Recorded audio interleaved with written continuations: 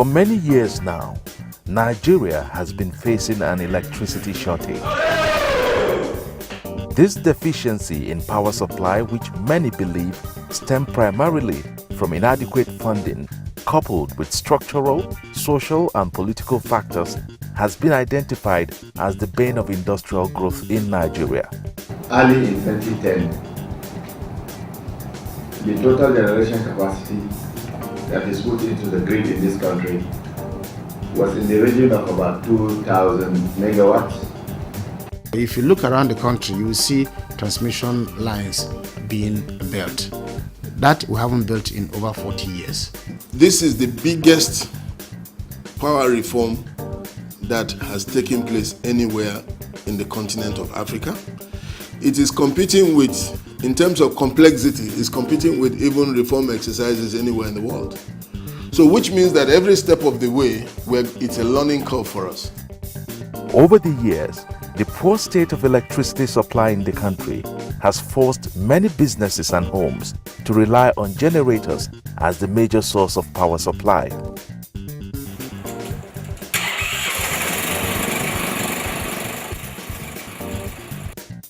Besides being a pollutant and a nuisance to the environment, these generators are usually too expensive to run and maintain. It's as bad as you think. Very, very bad, because sometimes for like 2-3 days there won't be lights. And the next thing you see, everybody start on their gen, and the noise itself is so bad. It can even cause pollution. So a lot of companies are full up, pack up because of no light. And if there's no light, there is no way we can enjoy the country. The cost of running a generator, fueling, maintenance of generator is enormous. And if power is stable, that helps you to plan, and that helps you to bring in new machineries, and then you can run them, and then that improves your profit. And when your profit improves, you can expand. And that if you expand, you can employ more people. All this lack of gas or lack of transmission were things that he met. And their status has improved so much that today we're talking about available capacity of 6,000 megawatts of electricity. So that gives us much more hope that when we tidy up the other alignments, in no time there will be more power for Nigerians than there is today. As part of the desire of the President Goodluck Jonathan administration to transform the sector and reverse the trend, frantic efforts are on to provide affordable and reliable electricity to all citizens of Nigeria. We have been growing. By April 2011, we were at about 3,800 megawatts. And today, we are injecting into our grid 4,517.6 megawatts. That is as of 23rd December 2012. Mr. President, also through his concerted efforts of declaring emergency in the power sector, I think we've done very well. From 2,700 to about 4,500 megawatts. It's not bad, it's good, but we must do more. The entire value chain is what President Goodluck Jonathan is handling. So we are doing several kilometers of transmission line projects across the length and breadth of this country. And we have started that for a while, and we are going to assiduously prosecute them and bring them to a close this year and the balance next year. Over the past few decades, successive governments have tried to improve the power supply situation by investing trillions of naira without recording commensurate improvement. For the first time, for a long period of time, maintained at least more than 4,000 megawatts. Before 2012, and definitely before 2011, when the president could have said to have taken over as a substantive president, we've not had, we are hovering, as at 2010, we're hovering about 2,000 to 3,000. Sometimes we dip so low. Today, NIPP has 1,500 megawatts of completed capacity. Not to talk about the transmission projects that are completed, not to talk about the distribution projects that are completed. What did he do? Through the instrumentality of his power reform and monitoring agenda, NIPP progress was close marked, and there was a change in project management culture. things were done differently. These are the results we see. The National Integrated Power Project, it was aimed at significantly improving the infrastructure across the delivery chain, the value chain of gas availability, generation capacity, transmission robustness, distribution, and infrastructure that will take the power from the source all across Nigeria and to our residential houses and our business. The underdevelopment of new energy sources, low capacity of personnel in the sector, as well as underutilization of capacity have also not worked in favor of past governments to halt the epileptic power situation. So the market licensing and policy framework that encourages investment in green energy, in renewable energy, is there. We have small dams projects that have been with the help of UNIDO and other agencies, including some government agencies, that is springing up in some places. We know of the dagogo-jack dam project, of the one in Calabar, Dam, and other small projects. Goodluck Jonathan therefore coming into power because it was his passion that if we can solve this problem of power, enhance the capacity across the board, enhance the attractiveness of the sector to the private business enterprises, enhance the emplacement of efficiencies that hitherto were not known, in order for us to have a loss-free power delivery system. Power projects are doing very well. As a matter of fact, for the first time in maybe 30 years or more, we are distributing in excess of 4,500 megawatts for the first time in the history of this country. In comparison with other countries, Nigeria's depleted average daily generation of 3,700 megawatts was grossly inadequate for a population of more than 150 million people. President has said, I want it. Do it for us. Do it for Nigerians. So the people behind this agenda look up to what the president wants, and they are sleepless. We get calls at 2 a.m. about transformer failure, and we start making calls to the people who are managing it in Aba or wherever the call came from, because there's a commitment to power. So I can assure you that the right things are happening in power, and it will take time because we didn't get there overnight, but we will solve it. First, the 6 major power plants, 3 of which hydro-propelled and another 3 thermal, were old and to an extent obsolete. Again, inappropriate metering and billing system, destruction of existing power infrastructure, gas supply constraints and procurement bottlenecks compounded the delivery of sufficient electricity to Nigerians. Compared to the last 5 to 6 years, one will come out that there is improvement in power sector. And although we can't give, I give 65% from what we have today. We will now come up fully that government has done very, very well. The federal government, they're trying very hard concerning the electricity thing. The government is working, and that's really improved, because for some time now in my area there in Airport Road, Lugbe, to be specific, there's constant light. I even left my house now, there's still light. So it has really improved. For the period of some time now, I think we've enjoyed light. The power holding, they are trying, we're enjoying the light as well down there in the east. So it has really improved, surely. Throughout the celebration season, we had light throughout in Saburu district. So I would say of a truth, the government are trying. We have a steady light in the town. Even in my village where I come from, where we also have steady light. We have improved generation, we have stabilized generation. We now have capacity to make additions periodically.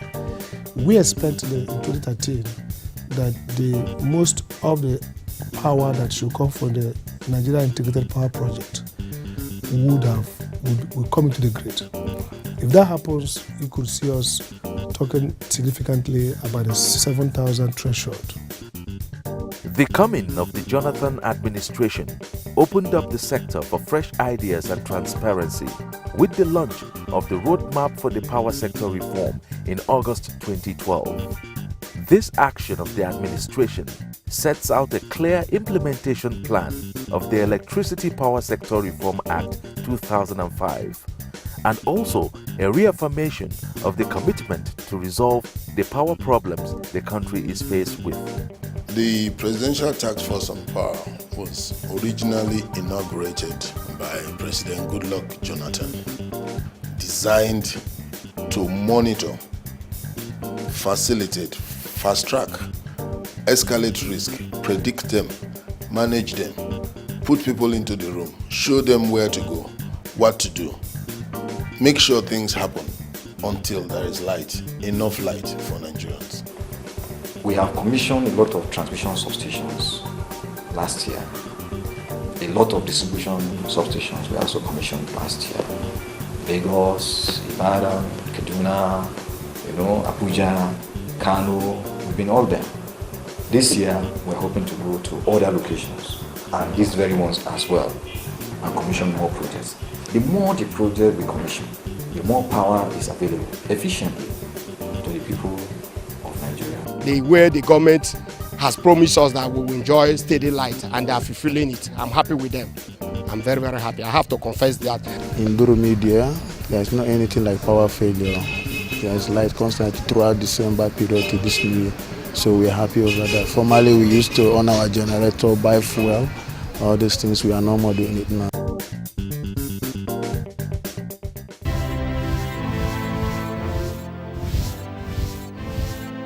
The policy thrust of President Goodluck Jonathan's administration is anchored on the transformation of all sectors of the Nigerian economy and governance processes. Watch the Transformation Agenda, a new and insightful television series on the issues, policies, The President has done his work. and actions of the federal government. Our aerotropolis is very elaborate, has huge business potentials and opportunities and enablers. Now, you can keep tabs with the President's promise because you have the right to know. We want to lead a country where people will be less greedy, where people will know that the commonwealth of Nigeria belongs to all Nigerians, where people will no longer live as prisoners. This country must be transformed. The Transformation Agenda, showing every Tuesday on AIT at 9 a.m.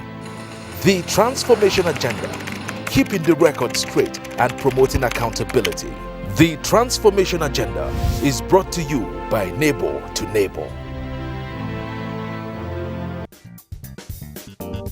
The reinstatement of the Nigerian Electricity Regulatory Commission was another step the Jonathan administration took to pave way for private sector participation, as the commission would provide regulatory functions for the electricity market in Nigeria. When the president came into office in 2010, we didn't have a regulator in the sector. You cannot have a market without a regulator. So essentially it means that there was no reform going on. We had a national integrated power project which was meant to bring in 4,775 megawatts of electricity into the country. As of 2010, not even one gas turbine was on the grid. 0 megawatts. Before now, there is no electricity market. You have electricity industry, which didn't work. You can't have a market without a regulator, without rules of engagement, without the involvement of private sector. So now we have a real market being constructed under President Jonathan's watch. You now have a tariff that is now cost reflective.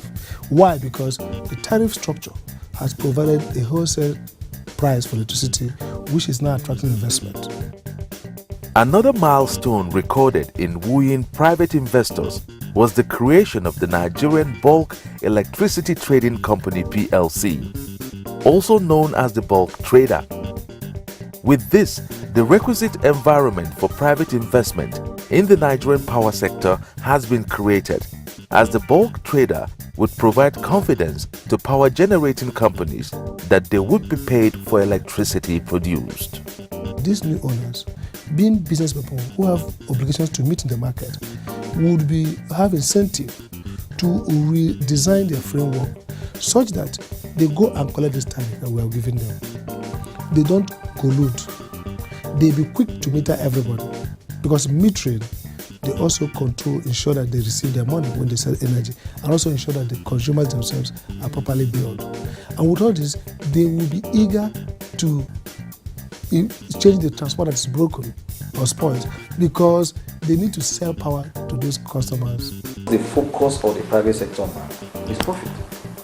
Just that focus alone will make him address the issue of inefficient power distribution systems. Wires are too old, they need to be changed.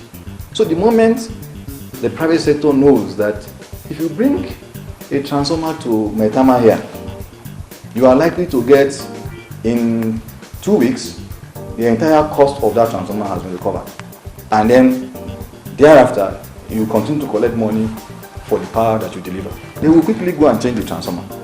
There has been a high level of foreign investor confidence in the Nigerian power sector, as the ongoing privatization program of the sector received over 330 expressions of interest from over 30 countries. More interest than has ever been, that was ever expected, were shown by private sector people. And some of them were many of them were foreign companies and organizations who are bringing their money. And this is all because the correct leadership is in place to harmonize these things together and bring them to a successful end. And that is what this government is doing. Today, they have already started the process of takeover. It starts with payments, scheduled, because you're talking about a huge amount of money. You're talking about a lot of money, so you have to pay it in tranches. And then when you pay it, you also receive funds to come to the market. So what's happening is that both at the level of government, we are preparing the deck for them. We want to ensure that every operator who enters to the market has the requisite technical and financial ability to deliver. International investors are flying in every day to come and see where they can be part of this power sector. This is because there is confidence in what is happening. They believe in the process, they've gone to do their due diligence, they know this is serious and it is happening. So people are coming into Nigeria trying to be part of the power process. Memorandums of understanding have been signed with worldwide leaders in electricity generation, such as General Electric USA, Siemens of Germany, Daewoo of Korea, and Electrobras of Brazil. Through the open-mindedness of the president, we have an MOU signed with General Electric for the engagement of that organization in our systems to improve power, to improve the health sector, and to also improve the aviation sector.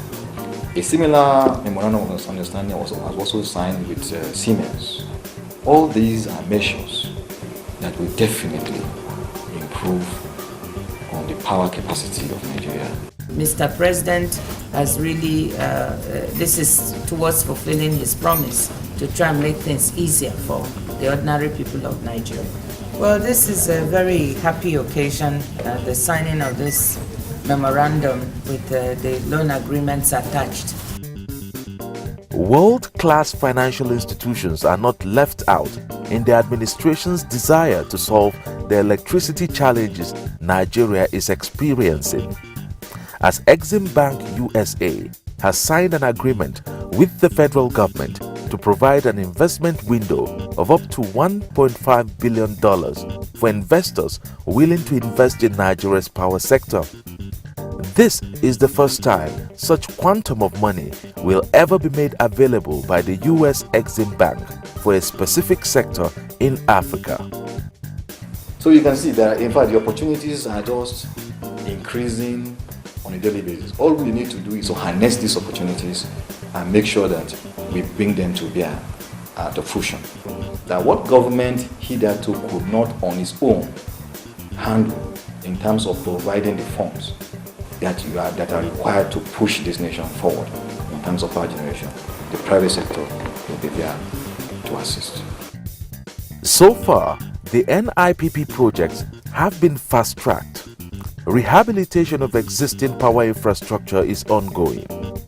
New power stations in Olorunshogo in Ogun State, Sapele in Delta State, and Omotosho in Ondo State have been commissioned. So during the course of this year, we'll be commissioning more and more projects that will make good the promise that Goodluck Jonathan made to this nation. This is going to be the year of harvest.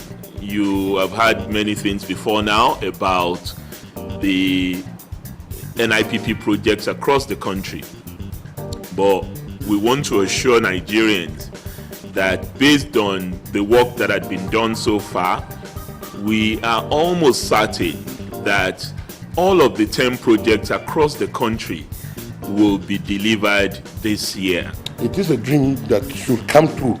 It is a dream that should come to pass. Why I'm saying this is because if you look at the projects of the NIPP coming on board, by the time we begin to put all those NIPP power plants on board, by this year, I'm sure that we can hit the target to which is being targeted. 2013, it is the end year for all NIPP projects. Nigerians must receive the power that we are able to generate, and that is why you have been given this assignment. The President has also launched the Energy Efficiency and Conservation Lighting Scheme, which is to encourage the use of energy-saving bulbs. With energy-saving bulbs, 15 watts of an energy-saving bulb give you the capacity of a 60 watt incandescent bulb. So first, you pay less because you are using 15 watts, and yet it's brighter. You understand? So you see it's brighter in your room. So you use only one instead of using 4. The energy-saving bulbs, they are built to last longer, and they are now commonly available. The energy we are consuming on ordinary bulb, like one of this one now, you see 18 watts. Ordinary bulb is 60 watts, and when we are using about 10 of it is 600 watts. Why 10 of this is 180 watts? Only thing that normally kills this bulb is small generator. The Jonathan administration is desirous of placing Nigeria in the right place among the Committee of Nations and has made the revitalization of the power sector a key component of the Vision 2020. You must generate, you must transmit, you must distribute. And even if you have the money and the political will to do so, you cannot do it overnight. And we're working very hard. And I promise you that before the end of this year, power will be stable in Nigeria.